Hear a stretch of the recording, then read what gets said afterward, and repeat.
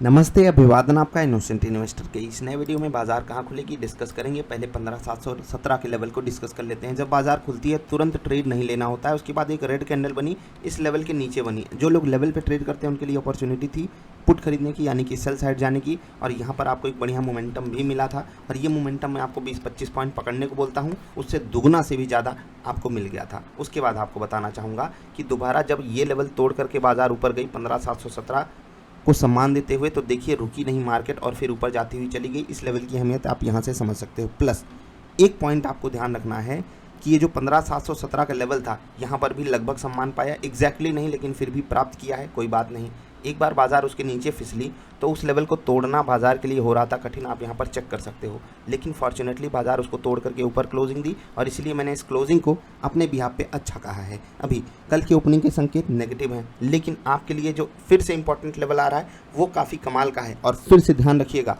15,678, अब ये level as आ support नीचे आपके लिए अवेलेबल रहेगा।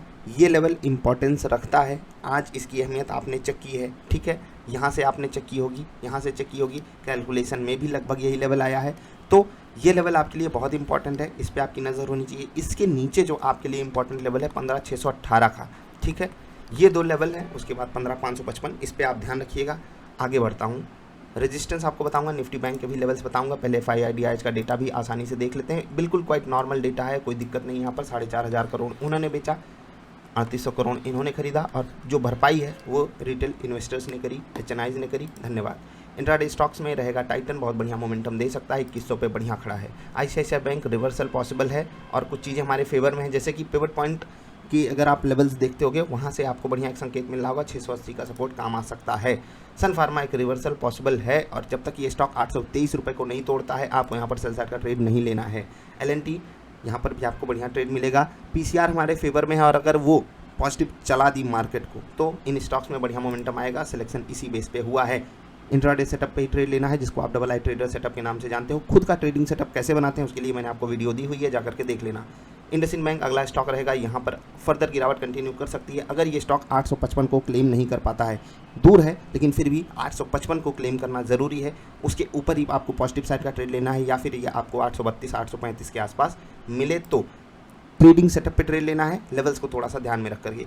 गोदरेज कंज्यूमर प्रोडक्ट्स, मैंने कहा था महंगाई का एक्स्ट्रा इसको कुशन मिल गया है, महंगाई कंट्रोल हुई है, तो हो सकता है ये स्टॉक जो है मार्केट को आउट परफॉर्म करे, और इसने किया, ठीक है। अन्य की स्टॉक दिया था, और वो होता है ना FMCG में थोड़ा सा आप लगा लेते हो, महंगाई अंडर कंट्रोल हुई, लेकिन अभी भी ये स्टॉक इंट्राडे रडार पे आपकी होना चाहिए, ध्यान रखिएगा। एक स्टॉक है वैल्यू बाइंग के रूप में PFC, IRFC PFC, ये दो स्टॉक्स हैं वैल्यू बाइंग के रूप में, ध्यान रखिएगा। 100 के लेवल को, 100 रुपये के लेवल को अगर ये बचा ले जाता है तो आपके लिए काफ़ी कमाल का काम कर सकता है।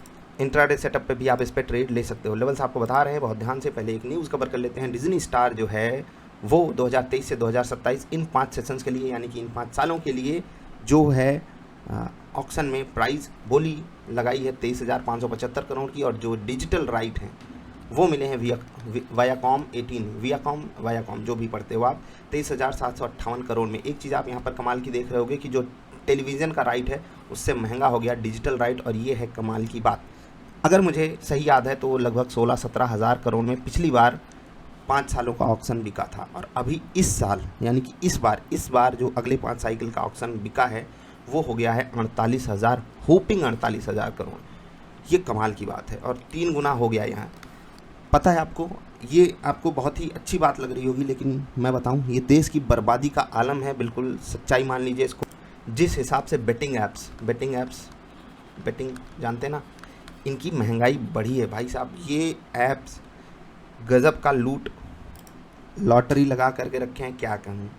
अब इस पर कुछ कहना भी अलग सेंस में चला जाता है, लेकिन फिर भी मैं आपसे कहूँगा अगर आप इन सब चीज़ों में पार्टिसिपेट करते हो, थोड़ा सा खुद को संभालो और देखा करो उसके अंडर में क्या है, क्या आपको मिलने क्या वाला है। जैसे आप स्टॉक मार्केट में आते हो ना, तो कुछ आपको मिलता है, शेयर मिलते हैं ना, कंपनी में हिस्सेदारी मिलती है, वहाँ क्या आप फर्जी पैसे लगा रहे हो।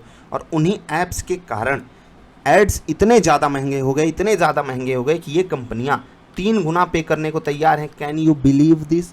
पिछले 5 सालों में आपके बैंक में पड़ा हुआ FD का पैसा भी डबल नहीं हुआ। स्टॉक मार्केट आप जाकर के देख लीजिए, वहाँ पर भी तकलीफ अभी आप पिछले कुछ दिनों से देख रहे हो। 1 साल में कोई रिटर्न नहीं आया हमारे लिए, ठीक है। पिछले 5 सालों में ऐसा क्या बदल गया कि 3 गुना कंपटीशन बिल्कुल बढ़ा है, लेकिन 3 गुना ज़्यादा महंगे में IPL राइट्स बिक रहे हैं। तो आप देख सकते हो कि इंडिया का यूथ कहाँ बर्बाद होना चाह रहा है, क्यों बर्बाद हो रहा है, वो आपके सामने है। Reality cricket as a game मुझे बहुत पसंद है, लेकिन जो यहाँ पर हो रहा है वो बहुत ही खतरनाक लेवल पे हो रहा है। चलिए आगे बढ़ते हैं। नोट कीजिए रेजिस्टेंस लेवल्स 15,779। चलो भैया 17 आ जाओ तो मज़ा आ जाए। 15,779 ठीक है, ये पहला लेवल रहेगा 829 829 और तीसरा लेवल रहेगा 15,886। ये तीन रहेंगे important resistance levels. Bank Nifty के लेवल्स नोट कर लीजिए। उससे पहले फिर से एक बार क्रिकेट की बात करना चाहूँगा। देखो, क्रिकेट में पार्टिसिपेट करना एक अलग बात है और उसके सट्टेबाजी में पार्टिसिपेट करना एक अलग बात है। अगर आप सच में उसके सट्टे में पार्टिसिपेट कर रहे हो ना, और आपको लगता है कि आप बहुत लॉजिकल बंदे हो, बहुत दिमाग लगा करके कर लेते हो, तो उन कंपनियों का बिजनेस मॉडल थोड़ा सा समझने की कोशिश करना।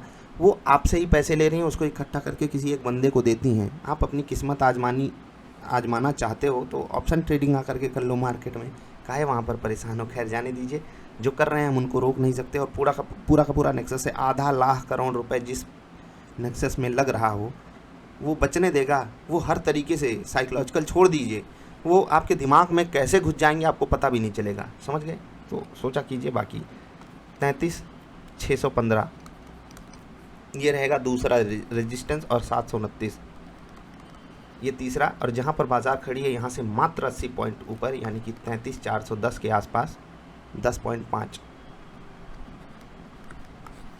ये रहेगा पहला रेजिस्टेंस, दूसरा, और ये रहेगा तीसरा रेजिस्टेंस। सपोर्ट है 33,181, 32,986 और 32,688।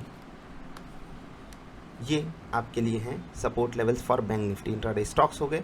हाँ, इंट्राडे की परफॉर्मेंस थोड़ी सी डिले हो गई है, आपसे माफ़ी चाहते हैं। प्लस जो टास्क 31 है वो भी डिलीवर नहीं हुआ है अभी, तो उसके लिए भी माफ़ी चाहते हैं। जो टास्क 30 है उसके बाद हम लोग डेटा को सिमुलेट कर रहे हैं, एक साथ आपके जो डेटा शेयर किए गए उनको रखा जा रहा है, तो आपसे मैं इस पर माफ़ी चाहूँगा। हम लोग मेहनत कर रहे हैं यार, मेहनत कर रहे हैं।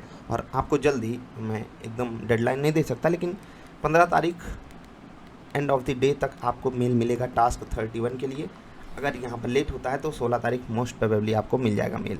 बाकी कोई सवाल सुझाव हो तो व्हाट्सएप पे कनेक्ट कीजिएगा 9452883011। ये है नंबर, यहाँ पर आप कोई भी सवाल या सुझाव भेज सकते हो। इससे पहले वाली वीडियो में भी मैंने आपसे सुझाव मांगा था RBL बैंक को लेकर के। जो न्यूज़ चली, जिस तरीके से चार्ट पैटर्न बना, वहाँ पर कुछ अलग, कुछ पॉजिटिव हो सकता था लेकिन हो नहीं पाया। इसीलिए मैं चाहता हूँ कुछ चीज़ें जो हैं नए इनिशिएटिव के रूप में हम सब लें। और देखो, जिम्मेदारी लेना कठिन काम होता है लेकिन बहुत ज़्यादा ज़रूरी होता है। ठीक है, तो आपसे भी मैं यही उम्मीद करूँगा। अगर आपके पास कोई स्टॉक है और वहाँ पर कोई न्यूज़ है और आप अगर शेयर करते हो तो टीम मेंबर्स की काफ़ी हेल्प होगी। क्योंकि पहली बात तो न्यूज़ फाइंड करना ज़रूरी होता है, उसके बाद उस न्यूज़ के पीछे क्या है, न्यूज़ स्टॉक पे पॉजिटिव इम्पैक्ट डालेगा, नेगेटिव इम्पैक्ट डालेगा, ये सब चीज़ें काफ़ी इंपॉर्टेंस रखती हैं। और इसीलिए जो भी सवाल पूछेगा उसको इस तरीके से पूछेगा कि उससे अन्य लोगों की भी मदद हो सके। केवल अपने बारे में मत पूछेगा कि मेरा इतना स्टॉक है, इतने रेट पे ख़रीदा, अब क्या करूं। ठीक है, ये काम मैं आपको बिल्कुल पूछने से मना इसलिए करता हूं क्योंकि इसका कोई भी सही जवाब नहीं होता है। जो भी जवाब आपको मिलेगा वो गलत ही होगा, क्योंकि आपने स्टॉक किस माइंडसेट के साथ ख़रीदा है वो आप सामने वाले को नहीं समझा सकते। ठीक है, तो अपना माइंडसेट कैसे चेंज करना है उसके लिए आप वीडियोज़ देखिए। ट्रेडर हो, इन्वेस्टर हो, डिफाइन कीजिए, काफ़ी हेल्प होगी आपकी। अभी के लिए इतना ही। ओपनिंग के संकेत थोड़े से नेगेटिव हैं, लेकिन फिर भी उम्मीद यही है कि बाज़ार अपने सपोर्ट लेवल्स पे अच्छे से रुकेगी और हमको बाइंग अपॉर्चुनिटी देगी। कुछ लोग सवाल पूछते हैं कि आप बायर्स के इतने फेवर में क्यों रहते हो। तो दोस्त, इन्वेस्टमेंट जब स्टॉक मार्केट में होती है, प्लस बहुत सारे ऐसे लोग हैं जो सिर्फ पॉजिटिव ट्रेड ही लेना चाहते हैं स्विंग ट्रेड में, इसीलिए मैं झुकाव पॉजिटिव साइड रखता हूँ 70%।